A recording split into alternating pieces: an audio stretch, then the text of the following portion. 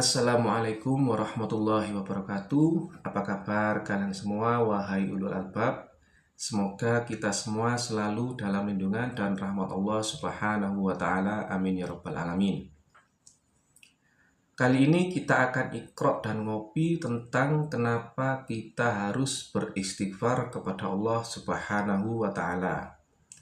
Alasan yang pertama, jika kita membaca Al-Quran surat An-Naml ayat 46, di situ tertulis, hendaklah kamu meminta ampun kepada Allah agar kamu mendapat rahmat.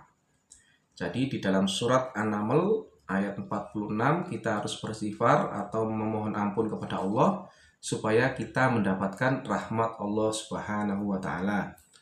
Lalu alasan yang kedua yaitu Nabi Muhammad SAW bersabda, barang siapa memperbanyak istighfar, maka Allah akan membebaskannya dari kedukaan dan memberinya jalan keluar bagi kesempitannya, serta memberinya rizki dari arah yang tidak diduga-duganya. Jadi hadis yang barusan saya sebutkan itu ada di dalam buku 1100 hadis terpilih karya Dr. Muhammad Faiz Ahmad ini. Lalu ada di dalam buku atau kitab kumpulan fatwa Ibnu Taimiyah di sini. Lalu ada di dalam buku Nashihul Ibad.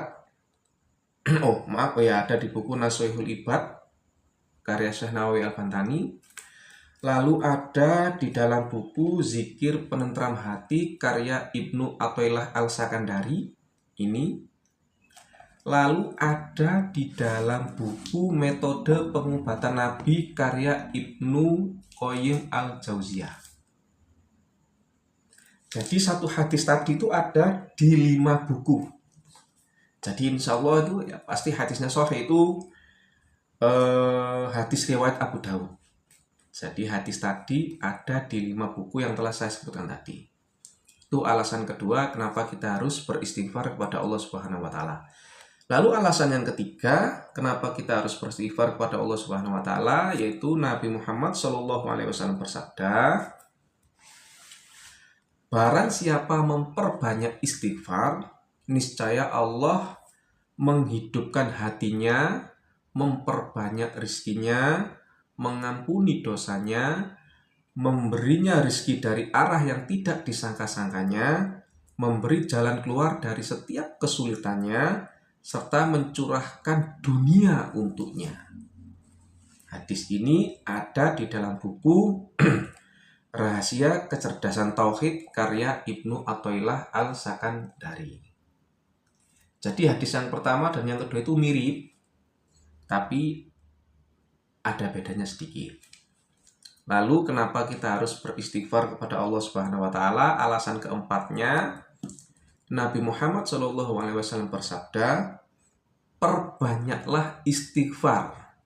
Barang siapa memperbanyak istighfar, maka Allah menjadikan kelapangan baginya dari setiap kesulitan dan kesedihan, dan memberinya rezeki dari jalan yang tidak disangka-sangkanya. Hadis tersebut ada di dalam kitab atau buku Lubabul Hadis karya Imam Jalaluddin As-Suyuti. Lalu alasan kelima kenapa kita harus beristighfar kepada Allah adalah Nabi Muhammad SAW bersabda, memperbanyak istighfar bisa menarik rezeki. Hadis ini juga ada di dalam kitab atau buku Lubabul Hadis karya Imam Jalaluddin As-Suyuti. Jadi itu tadi alasan kenapa kita harus beristighfar kepada Allah. Tentu banyak sekali hadis-hadis lainnya yang bisa kalian baca. Kalian cari lagi hadis tentang kenapa kita harus beristighfar kepada Allah. Lalu kalian bisa sebutkan di kolom komentar supaya saya juga bisa membacanya. Jadi ya, istighfar itu selain mendapatkan rahmat Allah menurut surat An-Naml ayat 46, dan menurut hadis itu bisa menarik rizki, memberikan jalan keluar, melapangkan hati, menghidupkan hati, dan lain sebagainya.